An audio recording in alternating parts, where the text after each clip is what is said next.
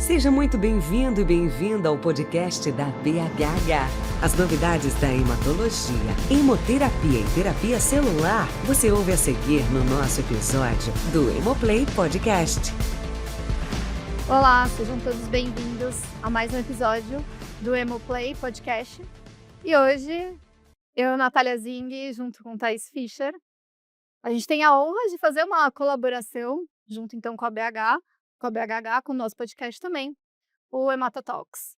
E trazemos mais dois residentes, hematologistas, dois residentes, não parecem que é mais jovens, mas são mais jovens. O Fernando e a Júlia, R3, R4. R4 da Santa Casa São Paulo, R3 da Camargo. Pra gente discutir pré e pós. 10 anos. Não é pré-TMO nem pós-TMO, né? O ambulatório hoje Não é pré. vai ser de 10 anos pré, 10 anos pós, a partir de hoje. Então, hoje, 2025, nesse exato momento, nós duas estávamos, há 10 anos atrás, estávamos no meio da nossa residência, entre o R3 e o R4. E aí, hoje, vocês residentes. E aí, a gente queria discutir o que mudou nesses 10 anos e o que vocês acham que vai mudar nos próximos 10 anos, meio bola de cristal, assim. E eu vou começar contando um pouquinho da residência. A residência de hemato não é uma residência simples, é uma residência pesada, tá? Isso, assim, como já falamos em outras conversas, é uma residência intensa, que a gente se dedica muito, pacientes muito graves, o R3 muito intenso, uma jornada de conhecimento de letrinhas novas, termos novos, doenças novas, é uma enxurrada de conhecimento, e o R4 um pouco mais de sedimentação. Nenhum de nós, como já havíamos conversado previamente, assim, é difícil pensar em hemato à primeira vista, não é um amor à primeira vista, é um amor conquistado, né? Ou criado, enfim. E sedimentado na R4. Mas eu acho que, não sei, e aí a gente vai abrir a conversa, eu nunca imaginei o grau que a hematologia evoluiria nesses últimos 10 anos. Quando eu escolhi hemato, eu escolhi por paixão mesmo, assim, como se encontrar o paciente, a relação médico-paciente é o grande norte. Acho que da clínica, ser um clínico começo, meio e fim. Isso a gente viu que não mudou nos Não mudou. Que bom. Isso não mudou nos últimos 10 anos. E a gente quer, nos próximos 10 anos, as pessoas continuam apaixonadas por fazer isso. Mas eu não tinha ideia de que aquilo já era tão diverso e tão enorme que eu nunca imaginei que em 10 anos surgiriam tantas drogas novas. Tantas terapias novas. E é muito legal essa história que a Natália fala sobre CAR-T, porque depois de terminar a residência, eu fiquei um ano fora trabalhando fazendo pesquisa nos Estados Unidos. E eu assisti às apresentações pivotais do CAR-T, no Memorial Sloan Kettering. E aí eles perguntaram assim, você acha que você chega no Brasil? Eu falei, imagina. E aí 10 anos depois, eu tô na Camargo, a gente já fez o CAR-T. mais de 30 CAR-Ts. Então, assim, eu nunca imaginei naquele momento que seria tantas possibilidades para os pacientes, tantas drogas novas, tantas novas terapias, você coletar a célula, modificar geneticamente, infundir de volta. Isso parecia ficção científica, né? E como legal que a nossa especialidade tem tanto de ficção científica, né? E aí, a grande questão é, então, realmente esses 10 anos foram transformadores para a hemato. Em mieloma, então, se a gente falar... Acho que antes disso até, né? A gente está falando muito de tratamento, mas de diagnóstico. Leucemia mieloide aguda, ela era uma doença quando a gente era residente. E hoje, quantas doenças são leucemia mieloide aguda? Né? A gente tinha poucos marcadores ali para estratificar risco e tal, e hoje, então, a gente consegue mergulhar muito mais nisso. Assim também como o mieloma. A gente falava cariótipo, imagina, não precisa... Quando a gente era residente, precisa colocar cariótipo nesse pedido de medula? Não, se dizer mieloma. Tá com fiche de mieloma, então muito menos, né? A gente não imaginava que tinha essas possibilidades de ferramenta. Então, quanto essas ferramentas hoje a gente já consegue tanto, acho que melhorar o nosso diagnóstico, quanto também aprofundar mais e ver estratificação de risco. E aí, personalizar o tratamento, que é o que a gente sempre busca. E aí eu falo que o meu cabeçalho era difícil, o de vocês tá mais difícil, né, agora, de ler. E aí, como é que você se vê agora, né, nesse mundo de conhecimento, mundo de novas tecnologias que não existiam há 10 anos atrás? Se a gente pensar há 20 anos, é menos ainda, né? A gente fala um livro que todo residente de hematologia deve ler, chama Imperador de Todos os Males, que fala sobre o tratamento da LLA. E não é tão antigo, assim, a gente tá falando da década de 90, década de 80, não tinha nada para tratar esses doentes. Tá falando que é uma medicina desse século, né? Então é um negócio surreal como a gente evoluiu. Como é viver esse momento da modernidade do CAR-T? E a grande pergunta desse podcast: o que vocês acham que vai ser daqui a 10 anos? Quer começar? Difícil, né? Nossa, é difícil. Eu lembro que no começo da residência eu não sabia nem o que que era CAR-T, e aí chegou um paciente ia fazer a infusão e eu vi que era uma bolsinha minúscula. Eu falei: é isso, transparente". Eu falei: "Não, não é possível". Nem é fluorescente. Eu não conseguia entender. Aí você vai ver os diagramas, os desenhos, você fala: "Caraca, que legal".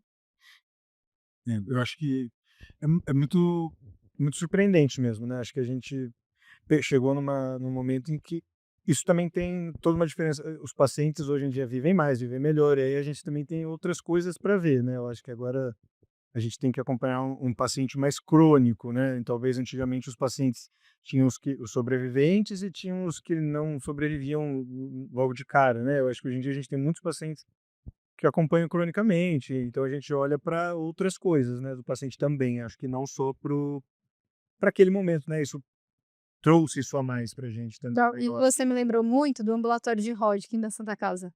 Porque eu lembro que, poxa, naquele e-mail, né, de 500.000 prontuários, que eram de papel, acho que isso também mudou nos 10 anos, e tinha que ficar esperando via no pavinho, fazer eu Escrita. e tinha que ficar carregando, né, e esperar que alguém trouxesse os prontuários também. Aí aquela pilha de prontuário, aí chega Hodgkin há 15 anos. Eu falo: "Mas por que que a gente tá vendo esse paciente ainda? Faz 15 anos que ele tratou, curou, Curado. por que a gente tá vendo ele aqui ainda?". Aí eu lembro que a Thalita falou: "Não, mas a gente precisa ver os eventos adversos causados pelo nosso tratamento e segui-los". "Ah, nossa, não tinha pensado que a gente tinha que fazer isso também". E aí é exatamente isso que você trouxe.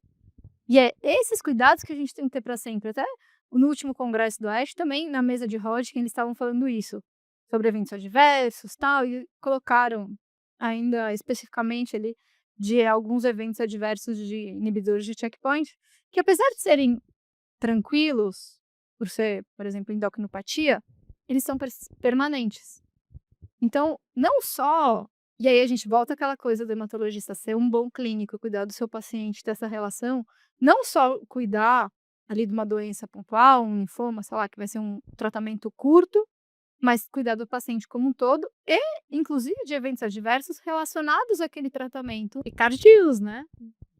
Das infecções que não sei, assim, na clínica a gente via infecções disseminadas, criptococose em paciente HIV, e aí agora a gente vê outras complicações de pacientes, assim, a gente ainda vai aprender a lidar com essas coisas, essas outras complicações. Isso traz também um ponto que eu acho muito importante, né, Mato? Como a gente traz outros profissionais para junto de nós, né? O cardiologista, o infectologista, então, tá de braço dado com o hematologista. Porque cada vez que a gente aprimora o tratamento, a gente imunossuprime esse paciente, surgem novas complicações. Então, ser capaz de cobrir como um todo, né? A gente vem falando várias e várias vezes como a gente precisa ser clínico acima de tudo, antes de ser especialista, e como a gente precisa ter um olhar atento para todos os sistemas daquele paciente agora, daqui a 5 anos, daqui a 10 anos.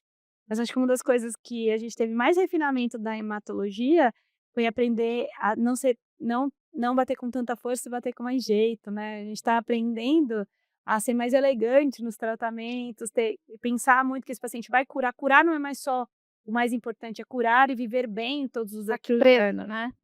Então, acho que cada vez mais a gente coloca isso na balança. Ai, é engraçado que e eu também tenho notado, mesmo nos congressos, que às vezes a gente está mais focado ali em trazer resultados relevantes à eficácia, etc. O quanto também, sempre lembrando da balança da eficácia, do perfil de segurança, de tolerabilidade e de qualidade de vida, né? Cada vez mais a gente vai fazendo na pesquisa clínica, o paciente tem que anotar dados de qualidade de vida. E a gente também saber questionar mais isso, manejar mais isso. E em qualidade de vida, a gente fala cada vez mais também da importância da equipe multiprofissional. Assim, uma das coisas que você falou é até onde é o nosso limite. A gente tem tudo, ou quase tudo. a gente vai usar tudo, né? Então, acho que toda vez que a gente torna a equipe mais multiprofissional, enfermeiros, fisioterapeutas, farmacêuticos, médicos paliativistas, quem ganha é o paciente, né? Então, acho que um dos grandes movimentos nossos também é ser cada vez mais integrado, ser cada vez mais para que a gente saiba tatear ou titular o melhor tratamento para o doente, não só o tratamento pelo tratamento. Acho que isso é uma coisa cultural mesmo, que realmente mudou ao longo e vem mudando, né? Cada vez mais se valoriza essa interação com outras áreas, não só médicas, né? Então, acho que isso já é cada vez mais forte. Acho que nos próximos 10 anos isso com certeza vai ficar mais forte ainda, né, eu acho. E você que passou pela UTI, isso nasceu na UTI, né? É. A UTI tem Visita muitos recursos. multiprofissional, sempre tem ali no dia a dia do nosso. Não existe uma boa UTI que não tenha diariamente uma visita multiprofissional com fisioterapeuta, fonoaudiólogo, nutricionista, dentista, todas as áreas que cuidam do paciente, porque não é isso, o paciente tem que ser olhado globalmente, né? Eu acho que isso está vindo para as outras especialidades, para a hematologia, acho que cada vez mais forte, né? Isso é muito importante, porque a gente não é só o tratamento pelo tratamento, nem o tratamento a qualquer custo, né? Das coisas mais simples da anemia, a doenças, por exemplo, a hemofilia, do falciforme, não é só o tratamento, né? Entender aquele como um ser humano bio, psíquico, social, cultural. A gente falou uma vez que nos tratamentos, a gente tipo, teletransporta o paciente, né? Você vai lá, dá um diagnóstico, aí você tira ele da vida dele, para ele fazer o tratamento, e depois a gente tem que saber devolver ele para a vida dele. E devolver da melhor forma possível, com menos efeitos colaterais. E o que vocês acham que vai ser a hematologia daqui a 10 anos? Eu acho que vai ter, né, inteligência artificial. Eu acho que tem até alguns hospitais que tem até embutido no sistema de prontuário, coisas de inteligência artificial, mas acho que de forma alguma isso substitui, mas acho que talvez para ajudar a dar um norte, você não esquecer alguma coisa, até ajudar a guiar um pouco, enfim, traçar um perfil do paciente, talvez seja melhor esse caminho e não esse.